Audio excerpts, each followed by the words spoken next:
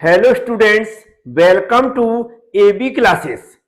आज का वीडियो एक इंफॉर्मेशन देने के लिए बनाया गया है, खासकर फर्स्ट ईयर के स्टूडेंट्स के लिए। जिन स्टूडेंट्स ने 2025 में एडमिशन लिया है, 2025 में जिन भी स्टूडेंट्स ने एडमिशन लिया है उनकी इनरोलमेंट की डेट आ चुकी है।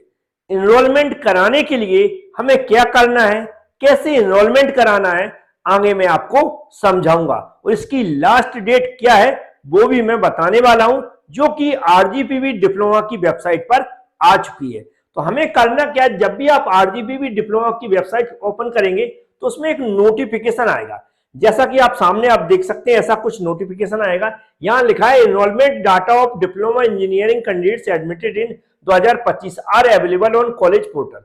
Please check, verify and instruct the students for portal registration and to fill out of the enrolment form. Enrolment line is open till 14 December, मतलब 14 दिसंबर, मतलब एक महीने के लिए अभी ओपन किए, आगे डेट बढ़ सकती है। लेकिन अभी क्या है, 14 दिसंबर तक आपकी डेट मतलब है अभी। तो आपके एग्जाम समझ लो जनवरी में हो सकते हैं, फर्स्ट ईयर के एग्जाम जनवरी में हो सकते हैं, 15 जनवरी के बाद कभी भी एग्जाम हो सकते हैं। तो आपको ये ध्यान रखना। अब एनरोलमेंट के लिए क्या क्या जरूरत है। सबसे पहले आपने जिस भी कॉलेज में एडमिशन लिया है, जिस भी कॉलेज में आपने एडमिशन लिया है, और यदि आपने टीसी और सीसी या फिर माइग्रेशन जमा नहीं किया है, तो सबसे पहले आपको अपने कॉलेज में जाकर अपनी टीसी, माइग्रेशन या फिर सीसी जो आपको अपने स्कूल से मिलेगी उसको जमा कर देना है अपने प्रिंसिपल या फिर एचओडी के पास, या फिर जहां पर भी वो बताएंगे जमा करने के लिए, वहां पर आपको जमा करके फिर क्या कहना है कि सर मेरा एनरोलमेंट फॉर्म को वेरीफाई कर दें या उसे फॉरवर्ड कर दें। तो जैसा इसमें लिखा हुआ है कि इसको क्या करें, चेक एंड वेरीफाई।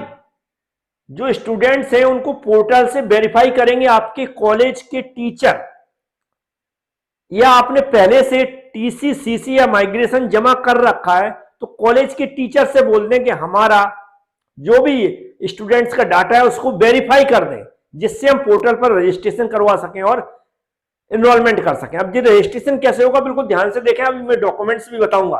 पहले टीसी, सीसी के बारे में समझ गए, कॉलेज में जमा करना है। तो यहां पर आप आएंगे नीचे को, यहां पर देखा स्टूडेंट पोर्टल रजिस्ट्रेशन, क्या लिखा, वन इंपोर्टेंट सर्विस में देखेंगे, इंपोर्टेंट सर्विस में देखेंगे, नीचे को आएंगे तो लिखा है स्टूडेंट पोर्टल रजिस्ट्रेशन।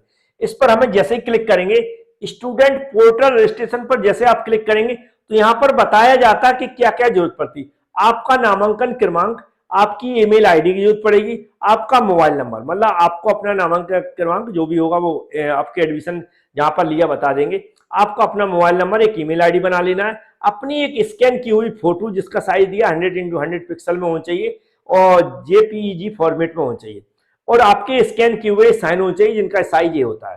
ठीक है, फिर हमें क्या कह रहा है कि जब आपने एडमिशन लिया, जैसे मान लो एडमिशन आपने 2025 में लिया, यहाँ पर ऑलरेडी लिखा है डिप्लोमा 3 साल का होता तो यहाँ पर हम 3 साल सिलेक्ट कर लेंगे, 3 ईयर। फिर जिस भी कॉलेज में एडमिशन लिया आपने, जिस भी कॉलेज में एडमिशन लिया, जैसे मान लो एसपी पॉलिटेक्निक में लिया, उस पर क्लिक करना पड़ेगा। फिर यहाँ पर आपकी ब्रांच, मान लो कोई ब्रांच आपको इलेक्ट्रिकल है तो ऐसे सिलेक्ट कर देना। फिर जैसे आप सर्च करेंगे, यदि सर्च करेंगे यहाँ पर आपका डाटा नहीं आ रहा है, मतलब आपका नाम, कॉलेज नाम, आपकी डेट ऑफ बर्थ, ऐसा सब कुछ डिटेल्स आती, यदि नहीं आ रहा है तो समझ लो कि आपके कॉलेज ने आपका डाटा वेरीफाई नहीं किया, फॉरवर्ड नहीं किया। तो आपको अपना डाटा चेक करना है कि कॉलेज से फॉरवर्ड हो गया कि नहीं। तो यहां से चेक करेंगे, कैसे करेंगे फिर से मैं एक बार बैक करके बता देता हूं अच्छे से। हमें करना क्या है, स्टूडेंट पोर्टल रजिस्ट्रेशन पर क्लिक कर देना है। जैसे आप इस पर क्लिक करेंगे नीचे को आएंगे, यहाँ पर 2025 ऑलरेडी सिलेक्ट है, हमें यहाँ पर डिप्लोमा 3 ईयर सिलेक्ट कर देना है, डिप्लोमा 3 ईयर पर सिलेक्ट कर देना है। फिर यहाँ पर अपना कॉलेज, जो भी कॉलेज हो आपका, जैसे जो भी ऐसा क्लिक करेंगे तो आपका कॉलेज का नाम आ जाएगा। यहाँ पर ऐसे सर्च करके अपना कॉलेज, जो भी कॉलेज हो उसको सिलेक्ट कर दें। कॉलेज सिलेक्ट करने के बाद अपनी यहाँ पर क्लिक करेंगे तो ब्रांच, अब जिस भी ब्रांच में हो आप, मैकेनिकल में, इलेक्ट्रिकल में, डॉक्टर में, या कोई अदर ब्रांच हो, उस ब्रांच को सिलेक्ट कर लें। ब्रांच सिलेक्ट करने के बाद यहाँ सर्च कर दें। सर्च करने के बाद जैसे मैंने सर्च किया, यहाँ पर कोई भी डाटा नहीं आ रहा है, जिसका मतलब अभी वेरीफाई नहीं हुआ है, हमारा एनरोलमेंट फॉर्म नहीं भरा जा सकता है। ना ही पोर्टल का रजिस्ट्रेशन हो सकता है। यदि आप नहीं कर सकते, यदि यहाँ पर आपका डाटा आता है, आपका नाम, mobile number, date of birth, पापा का नाम, ऐसा कुछ डाटा आपको यहाँ पर दिखता है, आपका अपना जो एडमिशन के टाइम आपने फॉर्म भरा था, यदि वहां पर जो नाम होगा आपका चढ़ा होगा, वो नाम दिखेगा, डेट ऑफ बर्थ दिखेगी, ठीक है, पापा का नाम दिखेगा, ब्रांच दिखेगी, कॉलेज नाम दिखेगा, ऐसा पूरा डाटा नीचे दिखता है। यदि वो दिख रहा है, जैसे अभी यहाँ पर क्या है, नो स्टूडेंट अवेलेबल, अगर यहाँ पर स्टूडेंट अवेलेबल होगा तो आपकी लिस्ट आएगी, आपका नाम आएगा, तो वहां पर नाम आएगा, उस नाम को सिलेक्ट किया जाता है।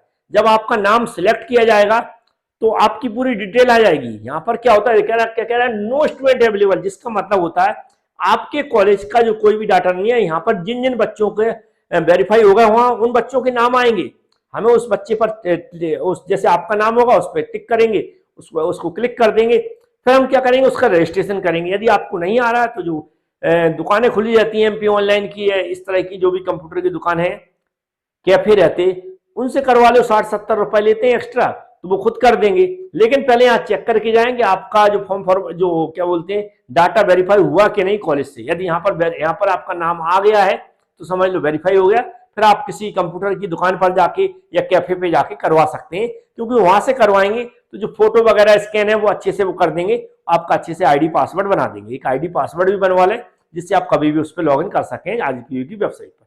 तो मुझे उम्मीद है ये जो एनरोलमेंट का काम बहुत इंपॉर्टेंट है। यदि आप एनरोलमेंट नहीं करवाते हैं तो आप आगे एग्जाम नहीं दे पाएंगे किसी भी सेमेस्टर के।